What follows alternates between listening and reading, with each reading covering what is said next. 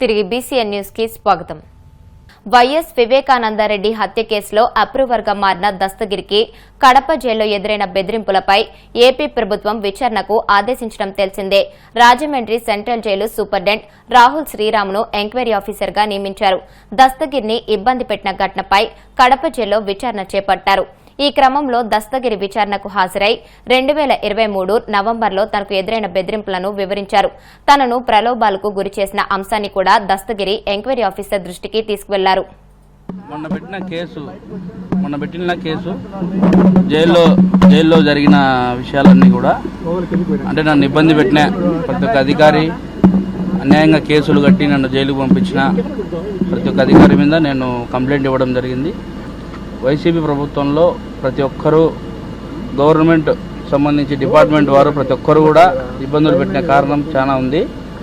అందువల్ల ఈ రోజున నేను కంప్లైంట్ ఇచ్చిన నన్ను ఇబ్బంది పెట్టిన వాళ్ళ మీద, ముఖ్యంగా జైల్లో జరిగిన దాని మీద సీరియస్గా దాని మీద చంద్రబాబు నాయుడు గారు కావచ్చు, పవన్ కళ్యాణ్ గారు కావచ్చు, లోకేష్ గారు కావచ్చు, ప్రధానమంత్రి మోదీ గారు కావచ్చు, అమిత్ షా గారు కావచ్చు, దీన్ని క్షుణ్ణంగా పరిశీలించి తగిన న్యాయం చేయాలని కోరుతా ఉన్నాను. అడగడం అంటే అదే ఎట్లా జరిగింది, ఎవరు వచ్చినారు, ఎవరు బెదిరించారు అనేది అడిగినారు. దానికి చెప్పినాము. అంటే మొత్తం అది గోప్యంగా పెట్టాలా, విచారణ జరుగుతుంది కాబట్టి దీంట్లో డిస్టర్బ్ ఏం చేయదలుచుకో. ఫస్ట్ ముద్దాయి వచ్చేసి చైతన్య రెడ్డి, రెండో ముద్దాయి వచ్చేసి ప్రకాష్, మూడో ముద్దాయి వచ్చేసి డిఎస్పీ నాగరాజు, ఆయన నాలుగో ముద్దాయి వచ్చేసి సిఐ ఈశ్వరయ్య. ఈరోజు నన్ను ఒకరినే చేసినారు అనుకుంటున్నాను. ఖచ్చితంగా జరగాల్సిందే, జరుగుతుంది కూడా, దాంట్లో డౌట్ లేదు. ఎందుకంటే ఈ యొక్క కేసు టీడీపీ గవర్నమెంట్కు సవాల్ అది. ఎందుకంటే ఒకప్పుడు టీడీపీ హయాంలోనే మర్డర్ చేయించి జగన్మోహన్ రెడ్డి టీడీపీ మీద నెట్టినాడు. నారాసుర రక్త చరిత్ర అని చెప్పి పెద్దది ఒక పేపర్ వేయించి పెద్దది ఆయన చేతిలో కత్తి పెట్టించి ఇది చేసినాడు. ఆ వాస్తవాలు బయటకు వచ్చినాయి. ఇంకా 5 ఏళ్ళు వైసీపీ గవర్నమెంట్ ఉన్నప్పుడు జగన్మోహన్ రెడ్డి అనేవాడు తప్పే చేయనప్పుడు 5 ఏళ్ళు గవర్నమెంట్ వైసీపీ ఉన్నప్పుడు ఎందుకు దానిని బయటికి తీసి వివేకానంద రెడ్డి కేసును విచారించలే, ఎందుకు మా చిన్నాయన కేసును విచారించాలని కోర్టుకు పోలే, ఇవన్నీ కూడా ఉన్నాయి. అందువల్ల ఎవరు చేసినారు, ఎవరు చేయించినారు అనేది క్లారిటీగా ప్రజలకు తెలుసు, అందరికీ తెలుసు, మీ మీడియా మిత్రులకు అందరికీ తెలుసు. తొందరలో నిజాలు ఇంకా బయటకు వస్తాయి. వెయిట్ అండ్ సీ అంతే. పార్టీని బలోపేతం చేసేందుకు సంస్థాగతంగా కొత్త కమిటీలు వేయడం జరుగుతుందని, వైసీపీకి ప్రజల్లో ఎంతో ఆదరణ ఉందని పిఠాపురం నియోజకవర్గ ఇన్ఛార్జ్ వంగ గీత పేర్కొన్నారు. పిఠాపురం మహారాజాకోట ఆవరణలోని వైసీపీ కార్యాలయంలో ఆమె మీడియాతో మాట్లాడుతూ పార్టీ అధ్యక్షుడు మాజీ ముఖ్యమంత్రి జగన్మోహన్ రెడ్డి నేతృత్వంలో వైసీపీ పార్టీ ప్రజల పక్షాన పనిచేస్తుందని తెలిపారు. ఈ సమావేశంలో వైసీపీ పిఠాపురం పట్టణ అధ్యక్షుడు రావుల మాధవరావు, కొత్తెం దత్తుడు, గ్రంథి గణేష్, చోడిశెట్టి శ్రీను, నాగు తదితరులు పాల్గొన్నారు. వైఎస్ఆర్సీపీ పార్టీ సంస్థాగత నిర్మాణం అనేది ప్రారంభమైంది. ఇప్పటి వరకు ఉన్న రాష్ట్ర వ్యాప్తంగా రాష్ట్ర కమిటీ, అదేవిధంగా మొత్తం కమిటీలన్నింటినీ కూడా మండల పట్టణ కమిటీలన్నీ కూడా రద్దయినాయి. కొత్త కమిటీల ఏర్పాటు ప్రక్రియ ప్రారంభమైంది.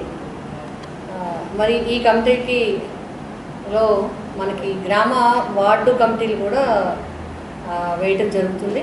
వార్డు కమిటీలు, టౌన్ కమిటీలు, అలాగే టౌన్ అనుబంధ సంస్థలు, అసెంబ్లీ కమిటీ, జిల్లా కమిటీ, రాష్ట్ర కమిటీ, ఈ విధంగా అలాగే మండలాల్లో కూడా ఇదే హైరార్కీ మీద కమిటీలు వేయటం జరుగుతుంది. ఇప్పుడే మండలాల వారీగా మొన్న పిఠాపురం మండల నాయకులందరితో కూడా మాట్లాడడం జరిగింది. అదేవిధంగా పట్టణ నాయకులందరితో కూడా వార్డు కమిటీలకి నిర్మాణానికి కావాల్సిన సహకారం, సపోర్టు చేసుకుని కమిటీల నిర్మాణానికి అందరూ కూడా మరి ముందుకు వచ్చి కమిటీలు నిర్మించడం జరుగుతుంది. ఎందుకంటే ప్రతిపక్షంలో ఉండడం వల్ల ప్రజా సమస్యలు ఎలుగెత్తి చూడాలి అంటే పార్టీ యంత్రాంగం పటిష్టంగా ఉండాలి, సంస్థాగత నిర్మాణం అంతా కూడా ఉండాల్సిన అవసరం ఉంది. ఇప్పటికే జగన్మోహన్ రెడ్డి గారు కూడా అన్నీ కూడా చెప్పడం జరిగింది. అసెంబ్లీకి సంబంధించిన కూడా అనుబంధ సంస్థల కమిటీలు కూడా వేయటం జరుగుతుంది. ఇవి ఇప్పటికే అందరికీ కూడా చెప్పడం జరిగింది.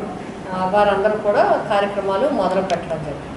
అలాగే ఇప్పటి వరకు ఎవరైతే పార్టీ అధ్యక్షులుగా కానీ వివిధ కమిటీలు, అనుబంధ సంస్థలు, జిల్లా కమిటీలు, రాష్ట్ర కమిటీలు ఎవరైతే ఇప్పటికీ ఉన్నారో వారికి ఆసక్తి ఉన్నట్లయితే అదే పోస్ట్లోన ఇంకేంటని కూడా చర్చించడం జరుగుతుంది.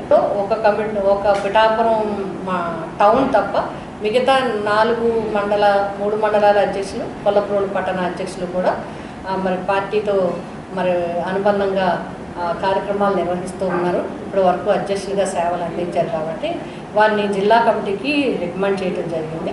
అదేవిధంగా ఈ కమిటీలకి అధ్యక్షులుగా కొత్త వారిని కూడా నియమించడం జరుగుతుంది. ఇది మా పార్టీ సంస్థాగతంగా జరుగుతున్న విషయం. జగన్ గారి అమ్మాయి డిస్టెన్షన్లో అమ్మాయి పాస్ అయిందని జగన్ గారు విదేశాలకు వెళ్ళడం జరిగింది.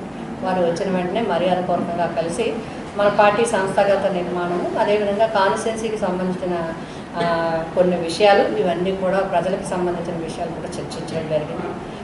ముందు కూడా జగన్ గారు చెప్పింది ఒకటే, ప్రజాస్వామ్యం ఎప్పుడు కూడా ప్రజలకు అందుబాటులో ఉండాలి, ప్రజా సమస్యలను ఎప్పటికప్పుడు పరిశీలిస్తూ ఉండాలి, వాటిని అధికారుల దృష్టికి తీసుకువెళ్ళటం మరి చేస్తూ ఉండాలి. అలాగే పార్టీ రాష్ట్ర యంత్రాంగం కూడా ఎప్పటికప్పుడు ఇప్పటికే మనం విద్యుత్ మీద రైతుల గురించి కానీ విద్యుత్ గురించి కానీ ఇవన్నిటి కూడా మనం పోరుబాట చెప్పడం జరిగింది.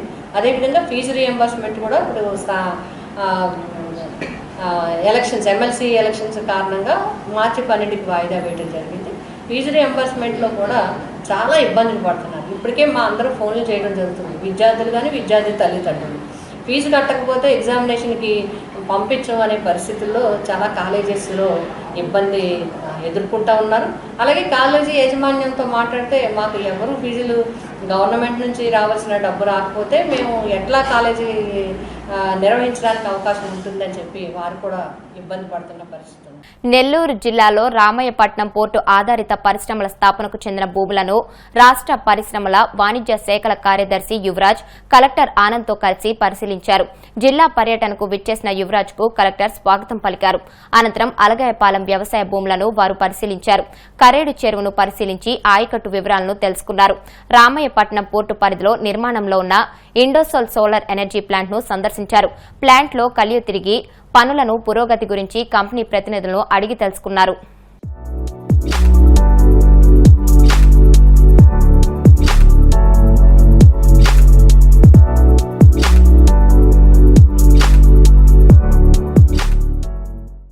సమ్మర్లో టూర్ ప్లాన్ చేసుకునే వారికి సరికొత్త అనుభూతి కల్పించే విధంగా విశాఖపట్నంలో స్నో వరల్డ్ ఏర్పాటు చేశారు.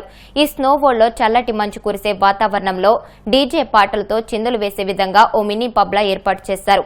విశాఖ సాగర తీరాన మెరైన్ పార్క్ ఎగ్జిబిషన్ లో దీన్ని ఏర్పాటు చేశారు. ఈ వేసవి అంతా ఇది అందుబాటులో ఉంటుందని నిర్వాహకులు తెలిపారు. ఈ సమ్మర్ కి విశాఖపట్నం వచ్చే టూరిస్టులను దృష్టిలో పెట్టుకుని ఈ స్నో వరల్డ్ ని ఏర్పాటు చేసినట్లు తెలిపారు.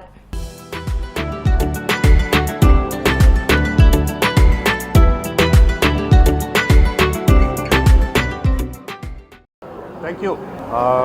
First and foremost, my compliments to entire team of Shinath Sports Clubs and Convention for this wonderful initiative, which is a kind of unique and making our Vizag as the best destination for adventure sports and entertainment in the Eastern India. So this property is, as you know, it's going to attract not only children, cutting across all age. Everyone going to come and enjoy this facility.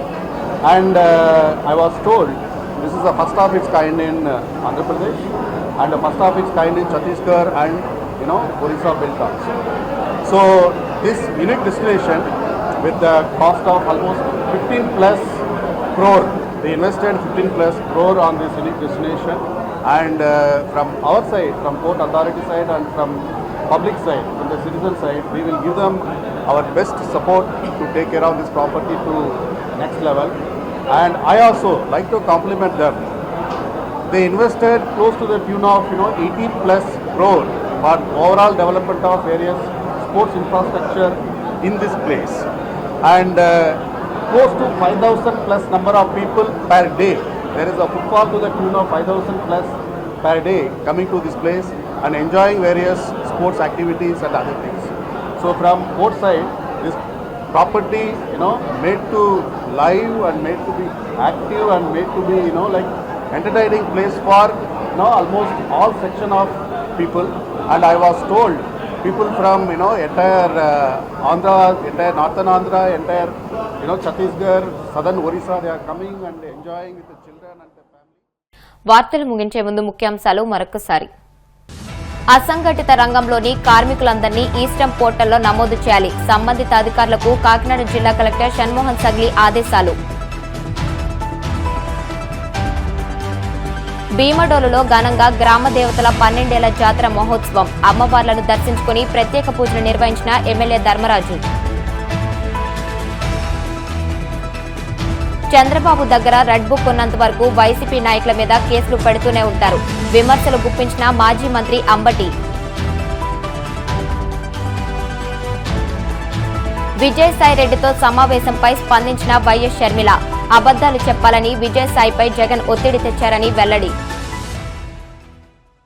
ఈ వార్తలు ఇంతటితో సమాప్తం. మరిన్ని వార్తల కోసం BCN digital YouTube channel, Facebook page ని follow అవ్వండి. Updated వార్తల కోసం ప్లీజ్ సబ్స్క్రైబ్.